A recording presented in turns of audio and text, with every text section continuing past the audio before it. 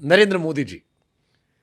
नरेंद्र मोदी भारत में इतने सारे लोगों के प्रिय हैं और भारत के प्रधानमंत्री हैं, भारत के कार्यकारी अध्यक्ष हैं और वो बहुत सारी चीज़ों में बहुत अद्भुत हैं। बहुत सारी चीज़ें उनमें भी कमी है निश्चित रूप से, जिनके ऊपर चर्चा होती है। इतिहास उनका आकलन करेगा, अभी तो कर नहीं सकता क्योंकि अभी तो प्रधानमंत्री हैं। पद पर रहते हुए किसी का आकलन नहीं होता, पद पर जाने के बाद आकलन होता है। नेहरू जी का भी पद पर रहते हुए नहीं हुआ था, नेहरू जी का जाने के बाद हुआ। अटल जी का पद पर जाने के बाद हुआ। लेकिन फिलहाल जो उन्होंने लोकप्रियता हासिल की 2014 में, वो अद्वितीय थी। जो प्रोएक्टिवनेस उनमें है वो अद्वितीय है और ये विपक्ष के नेताओं को उनसे सीखना पड़ेगा कि आयु के 7वें दशक में होने के बाद भी वो जितना श्रम करते हैं, जितने सचेत रहते हैं, आयु के 50वें और 40वें दशक में होने के बाद भी अगर नेता उतना श्रम नहीं करेगा और फिर सोचेगा मोदी को हरा लें, तो ये तो मुश्किल हो जाएगा। भाई साहब, मेहनत तो करनी पड़ेगी। एस्ट्रोटर्फ की हॉकी है। आपकी तो पकड़ लिया था थोड़ा सा, अयोध्या भी हरा दिया। ये तो चलता रहता है। अयोध्या हार गए। मैं कहता हूँ हारना जीतना मेरा में। आपने मुझसे ये नहीं पूछा कि विजेता या प्रधानमंत्री, आपने पूछा नरेंद्र मोदी कैसे। प्रधानमंत्री जी को मैं 2002 से जानता हूँ निजी रूप से, वो भी मुझे 2002 से जानते हैं। तो मैंने उनका संघर्ष देखा है, मैंने उनकी एक दृष्टि देखी है कि मुझे यहाँ पहुँचना है। वो बड़े श्रमशील व्यक्ति हैं, बड़े प्रोएक्टिव हैं, उनकी बड़ी नज़र है चीज़ों पर और बड़े क्विक लर्नर हैं। बहुत सारे लोग ये कहते हैं कि वो अहंकार है उनमें। लर्नर तो मैं मानता हूँ, क्योंकि एक गुजराती व्यक्ति अगर मुझसे बेहतर हिंदी बोल रहा है या उनके हाथों के उठने बैठने के जो तरीके हैं वो सीखे हुए हैं, तो मुझे लगता है कि ये चीज़ मैं उनसे सीखना चाहूँगा कम नहीं, से कम। देखिए वो ये जानते थे कि 10 साल देश में जो सत्ता रही है उसमें प्रोएक्टिवनेस की कमी है। ये बताइए, आपने ये आखिरी बार कब देखा था कि किसी प्राइवेट कंपनी के 17 मजदूर एक टनल में फंस जाए और एक केंद्रीय मंत्री पोर्ट कर दिया जाए एक लोहे के केबिन में कि यहीं रहे। एक मुख्यमंत्री की ड्यूटी लगा दी जाए, सुबह शाम देख के आके निकले कि नहीं निकले। उसी शाम 7 घंटे बाद ही पानी पहुंचा दिया जाए, लाइट पहुंचा दी जाए और खाना पहुंचा दी। कब देखा था आपने आखिरी बार? आपने आखिरी बार कब देखा था कि दो देशों के बीच युद्ध चल रहा हो और बिना यूनाइटेड नेशन से चू चू चू चू चू चू रियारा कहे बिना, बिना उस देश से बात किए बिना युद्धक विमान उतारा जाए, अपने भी उठाए जाए, पड़ोसियों को बिठाए जाए? ये आखिरी बार आपने कब देखा था कि एशियाड, कॉमनवेल्थ और ओलंपिक में जाते हुए खिलाड़ियों को जाते वक्त एक आदमी कंधे पे हाथ रख के कि चिंता मत करना बेटा, अच्छे से खेलना, जब हार जाएं तो उनके कंधे पे हाथ रखे, कोई दिक्कत नहीं, और जो जीत जाए तो उन्हें खाना खिलाओ, बिठाओ? ये आखिरी बार कब देखा था कि मिशन पे लगे हुए वैज्ञानिक अगर मिशन में फेल हो जाएं तो उनको रोते हुए वैज्ञानिक को गले लगा के कहा जाए कोई बात नहीं, मैं खड़ा हूं, अगली बार करते हैं, वी विल डू इट? ये प्रोएक्टिवनेस है। अब इस पे दूसरा वाला पॉइंट ऑफ व्यू सर ये आता है कि मोदी जी को कैमरा पसंद है और अच्छा लगता है कि हर चीज में वो भी लाइमलाइट में आते हैं, इसी बहाने। भाई तो तुम भी कर लो, कैमरे तो बहुत सस्ते हैं आजकल, तो मोबाइल में ही है, उसी में कर लो। और करते नहीं हो क्या भाई? ये सब ज्ञान मत दो। देखो, खेल है, खेल चल रहा है, राजनीति है, खेल है, मतदान का खेल है, जनता कैसे प्रेम करेगी, जनता कैसे सम्मोहित होगी। अगर मोदी जी को यही आता है और यही चलेगा तो यही सीखो। वो ऐसा हो गया था, मैं तो इसलिए आउट हो गया था, वो मेरे में ऐसा था, मेरा पेन ऐसा हो गया था इसलिए पेपर नहीं लिख पाया था, वो मैं लेट उठ गया था, मेरी कमीज का रंग ऐसा था। ये बहाने मत करो। एकात्म पराक्रम है राजनीति। जैसे क्रिकेट में होता है, हवा चल गई थी, बॉल स्विंग कर गई थी, मेरा पैर पीछे रह गया था, वो भागा नहीं था, ये सब नहीं लिखा जाता रिकॉर्ड में। रिकॉर्ड में लिखी जाती है सेंचुरी इतनी, 0 पे आउट इतने। तो भाई साहब, अगर एक 70 साल से ऊपर के व्यक्ति के संघर्ष, उसकी मेहनत, उसकी सोच को आप मात नहीं दे पा रहे हो सारे मिलके। जैसे अंतिम बात कहता हूँ, पॉलिटिकल बात करने का मन नहीं करता, पर आप इतने प्यार से पूछते हैं सम्मोहक तरीके से। कहते हैं साहब डेमोक्रेटिक नहीं है प्राइम मिनिस्टर, लोकतांत्रिक नहीं है।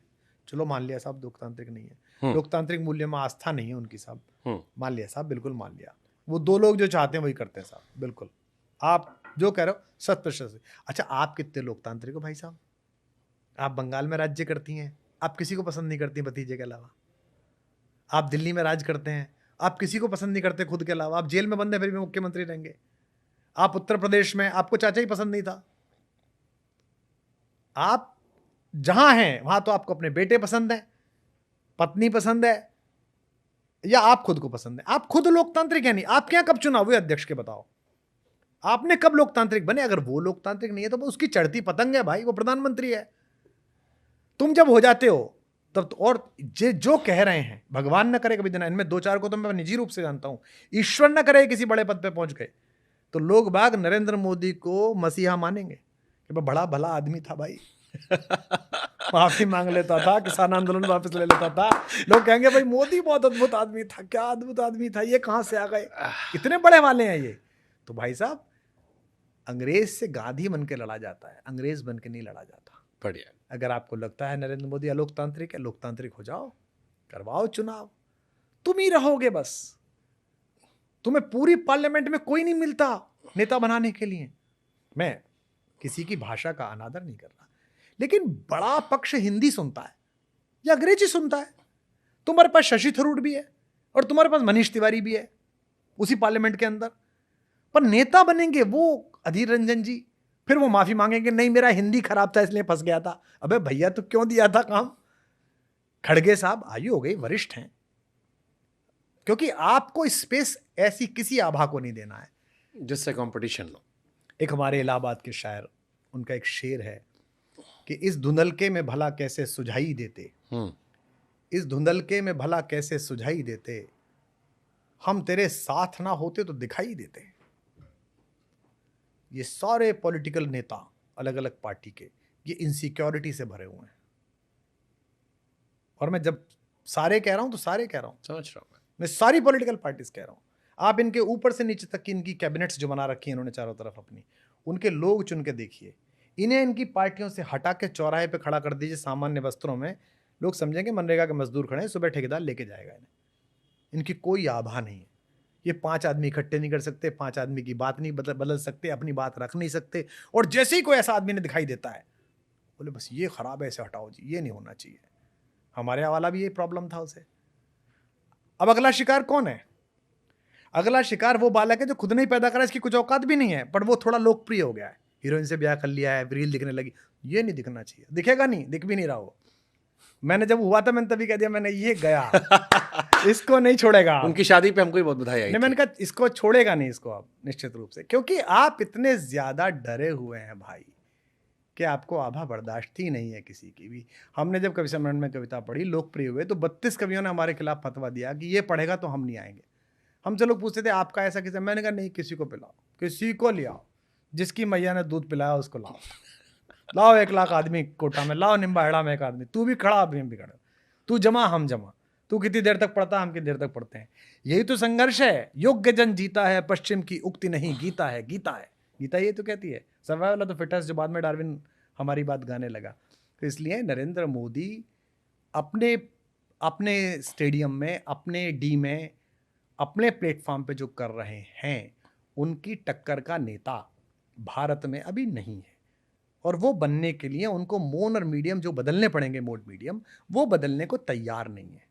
वो चाहते हैं उन्हीं के हथियार लेके उन्हें हरा दें। अरे भाई साहब, उन हथियारों पर उनका नियंत्रण है, उन्होंने डिस्कवर भी खुद ही किए हैं, पहनाए भी खुद ही हैं, उन्हें पता है किधर से क्या काट चलती है। तुम करो, हमारा वाला चला नहीं। पहले लड़ाई का मैदान बदलो भाई साहब। ठीक। कुमार विश्वास किस इंटरव्यू में मुझे सहवाग और सचिन जैसी आक्रामकता नजर आई।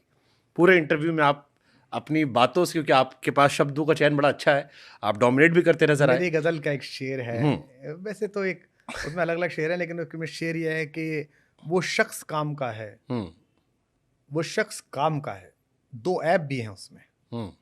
वो शख्स काम का है, 2 ऐप भी हैं उसमें, एक सर उठाना, दूजा मुंह में जबान रखना।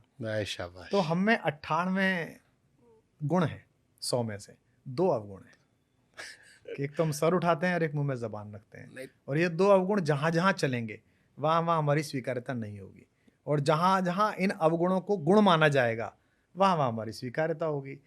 लोक में सामान्य लोग इसे गुण समझते हैं, तो वो कहते हैं बहुत अच्छा है यार, ये आदमी अच्छा है, सच बोलता है।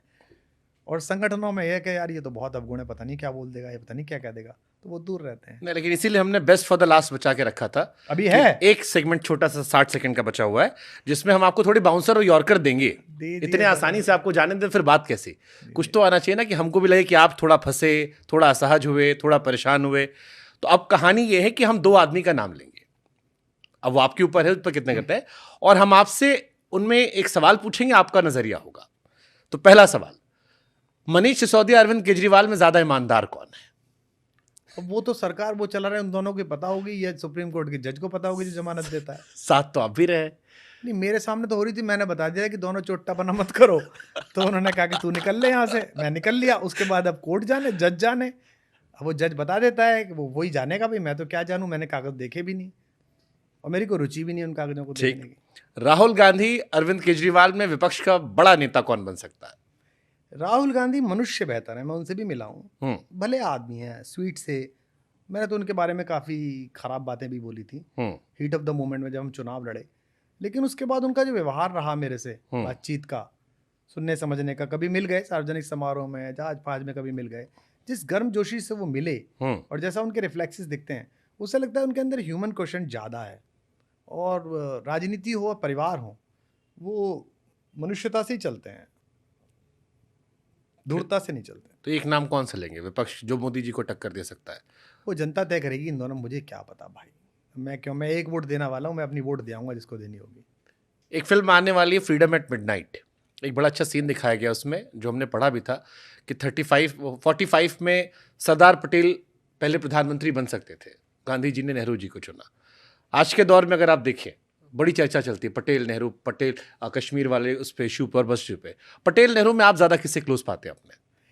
देखिए, पहली बात तो क्या है कि सरदार पटेल बहुत अद्वितीय नेता हैं, बहुत अद्वितीय नेता। उनकी जो दृढ़ता है, उसके कारण ही भारत के शरीर का निर्माण हुआ है। ये भारत माता का आंचल और फटा हुआ हो सकता था अगर पटेल ना होते तो। उन्होंने जो दृढ़ता दिखाई, जो पैर आगे रखा, चाहे जूनागढ़ रियासत हो, चाहे हैदराबाद हो, चाहे बाकी विलय हो, वो उनकी दूरदर्शिता, बुद्धिमत्ता, भोपाल। भारत का जो गृह कानून है, जो गृह मंत्रालय इतनी स्मूथनेस के साथ चलता है, उसके पीछे पटेल जी की प्रतिभा लगी हुई है। बेहद ईमानदार आदमी, जिनकी बेटी जो है वो सस्ती साड़ी पहन के रहती है, इसलिए कि पिता की सैलरी इतनी है। गरीब की बेटी है, ये कहा उन्होंने।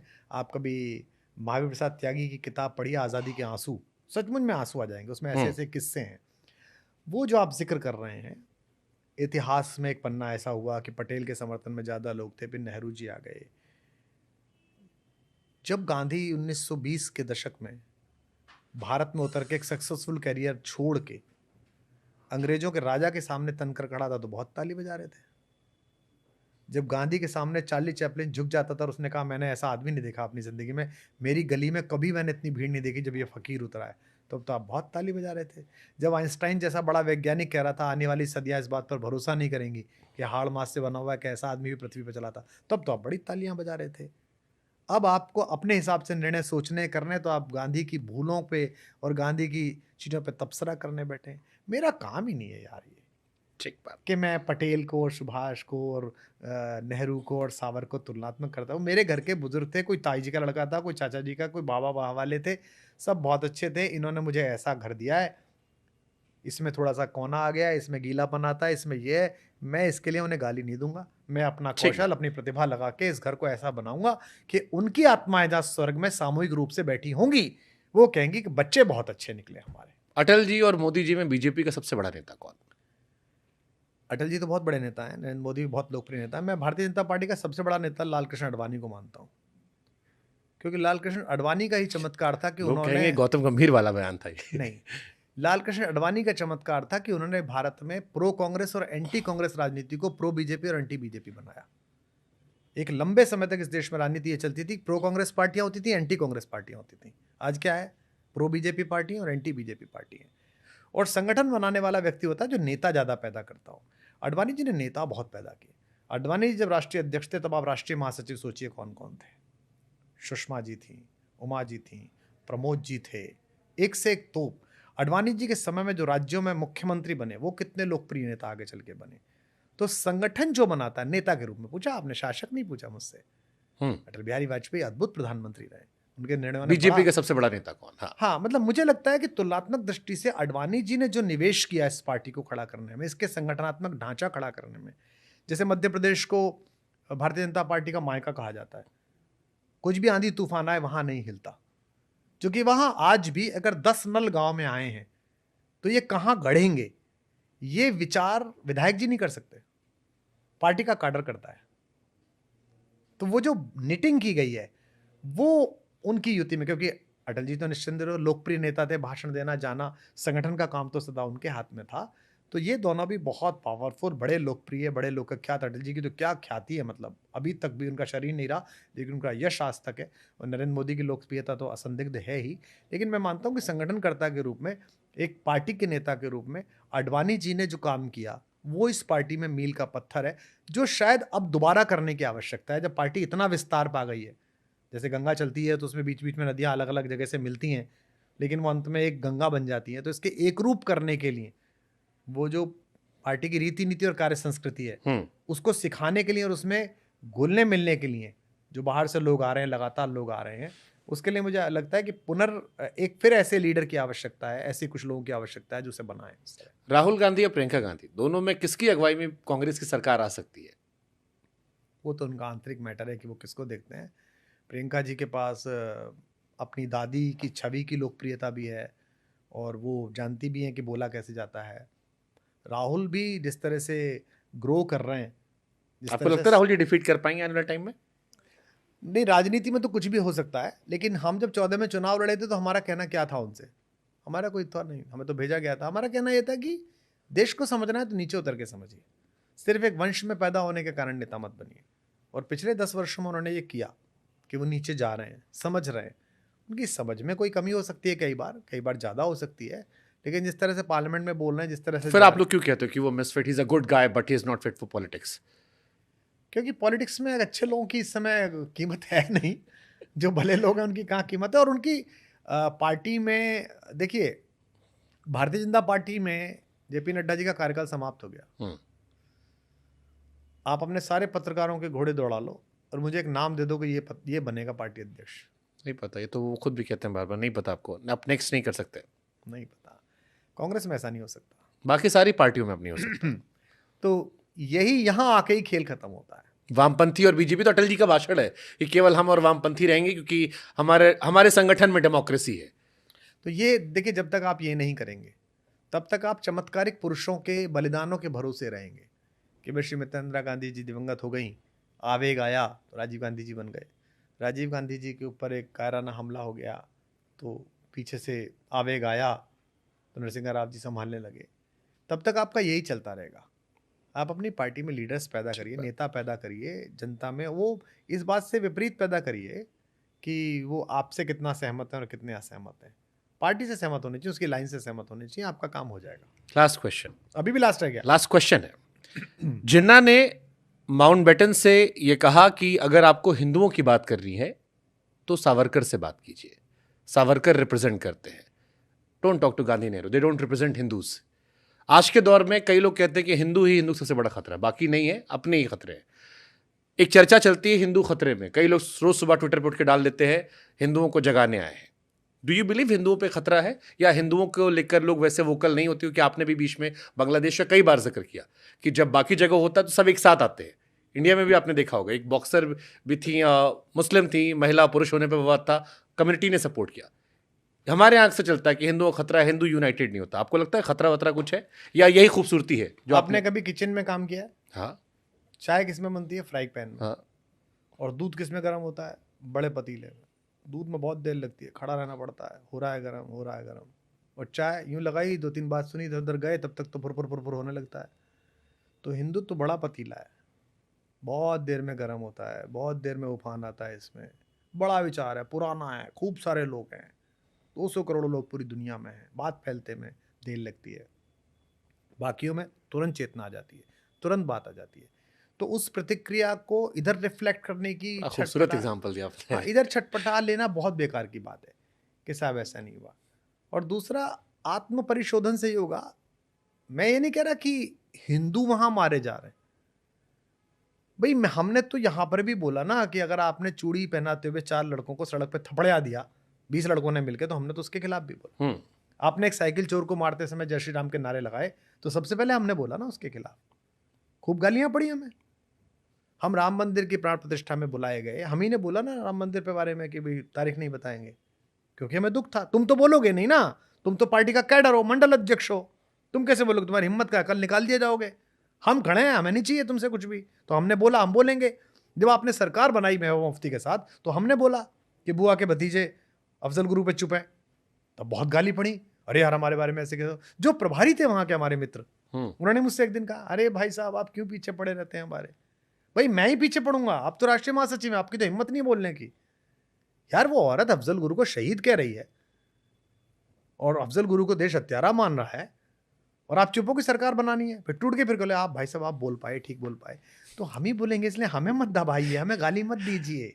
तो मैं ये कह रहा हूँ कि हिंदुत्व के लिए नहीं कह रहा, अगर अल्पसंख्यक वहां मारा जा रहा है तो लानत है यूनुस खान के नोबेल पुरस्कार पर। जो आज गए वो मंदिर जाकर उन्होंने कहा है, ये बात पहले दिन करनी चाहिए थी। इसी जामिया में भारत विभाजन के समय भीड़ लग गई गेट पर, आपको पता है ये बात? एमओ मथाई की किताब पढ़ी है, my days with Nehru. Nehru को फोन आया कि जामिया पे भीड़ लग गई है, दंगाई आ गए। नेहरू जी ने पहली बार कहा, उनके पिताजी की रिवॉल्वर उनके पास थी, मोतीलाल नेहरू की, प्राइम मिनिस्टर ने चिल्ला के कहा कि मेरी रिवॉल्वर निकालो, रिवॉल्वर निकालो। फिर वो नहीं मिली, जैसा भी हुआ भागते हुए गए और गाड़ी लेके भागे। पटेल को पता चला, पटेल ने पुलिस को कहा भागो, प्राइम मिनिस्टर अकेला भाग गया और गेट पर जीप लगा के जीप के पर खड़े होकर कहा मुझे मारो पहले। अंदर से वाइस चांसलर का फोन आया था, जिसको मारना है मुझे मारो, और भाषण दिया और भीड़ संभल गई और चली गई। यह आस्था थी। नेहरू मारे भी जा सकते थे, गणेश शंकर विद्यार्थी मारे गए थे, लेकिन नोएडा में बैठकर दोनों पक्षों के मीडिया कोऑर्डिनेटर्स से दलाली की बात करके खबर प्लेस करने वाले पत्रकार गणेश शंकर विद्यार्थी की छाया भी नहीं है। गणेश शंकर विद्यार्थी थे, हैं और रहेंगे। ऐसे ही मैं इसलिए कह रहा हूं कि जितने लोग हैं यूनाइटेड नेशंस के दरवाजे पे जाएं, 1 लाख हिंदू इकट्ठा हो गए, मुसलमान भी जाएं, सिख भी जाएं, और कहें बांग्लादेश में क्या हो रहा है। ये तो गाजियाबाद में टेंट मार रहे हैं, ये किसको मार रहे हैं? और फिर खुद व्हाट्सएप पे वीडियो भेज रहे हैं, खबर चलवा दीजिए। नहीं तो वो तो देखिए, वो तो छोटी छोटी नेतागिरी है, लोग बाग अपनी अपनी करना चाहते हैं हर घटना नहीं, उसका विरोध करने पे गाली हमको ही पड़ी है। उससे क्या, अब अगर आप गालियों से चिंतित हैं, देखिए एक बात सदा ध्यान रखना, आप मुझसे छोटे हैं, अगर दोनों तरफ के जाहिल आपको गाली दे रहे हो तो रोज मिठाई खाइए शाम को, कि मजा आ गया। आप सच्चे तभी हैं जब जाहिल आपको गाली दें। हमको दोनों तरफ के देते हैं, सुबह उठ कर रोज देते हैं हमें गाली, हम बड़े खुश रहते हैं क्योंकि वो जाहिल हैं, वो दोनों तरफ एकदम पागलों की तरह अटे पड़े हुए लोग हैं। तो हिंदू धर्म बड़ा है, विराट है, सहिष्णु है, पर सचेत है, और मैं नहीं मानता कि वो खतरे वतरे में है। उसे सतर्क और सचेत रहने की आवश्यकता है, और मुझे अपने धर्म का किसी दूसरे धर्म का रूपांतरण नहीं चाहिए भाई साहब। मेरा धर्म जैसा था वैसा है। जैसे किसी ने कहा था हमको कि काशी को कोटो बनाना है, कह रहे थे, हम गए थे काशी, तो मैंने कहा भाई काशी को काशी रहने दीजिए। अभी मैं ऋषिकेश में क्या आया कि ऋषिकेश को, हरिद्वार को पर्यटन केंद्र बना। भाई साहब पर्यटन के लिए मसूरी भेजो, लैंसडाउन भेजो, इसे आध्यात्मिक नगरी रहने दो। यहां आने पे आदमी के अंदर चुलबुल ना उठे कि बियर किधर है। यहाँ तो बियर की बोतल सहारनपुर से लाया हो तो ऋषिकेश में घुसते ही छूट जाए हाथ से, हरिद्वार में घुसते ही छूट जाए, और क्या अब नहीं पीऊंगा जीवन में यार। ओहो, आध्यात्मिक स्पंदन पैदा होना चाहिए इसके अंदर। तो हिंदुत्व को किसी दूसरे धर्म का प्रोटोटाइप नहीं बनना और ना बनने देना। जिनका प्रोटोटाइप बनने के लिए कह रहे हो वो तो वैसे ही फजीते में, जहां जाओ वहीं फजीता कर रखा है। हम तो कम से कम ऐसे नहीं है। आपने कभी नाम सुना हमारा बाहर विदेश में? दुनिया के देशों में आप भी गए होंगे, मैं भी 40 देशों में गया हूं, मुझे सदा तारीफ मिली है। Very humble, very good people, very good neighbour. मुझे ऐसा ही देश चाहिए, ऐसे ही लोग चाहिए। Thank you so much. बहुत धन्यवाद आप सबका। मैं कुछ ऐसा बोला हूं जो आपको रुचिकर ना लगा हो तो उस सबकी जिम्मेदारी इस सुदर्शन व्यक्ति को है, और जो कुछ अच्छा लगा हो उस सबका श्रेय मुझे दे दीजिएगा। बहुत धन्यवाद। Thank you so much sir, lovely talking. बहुत धन्यवाद।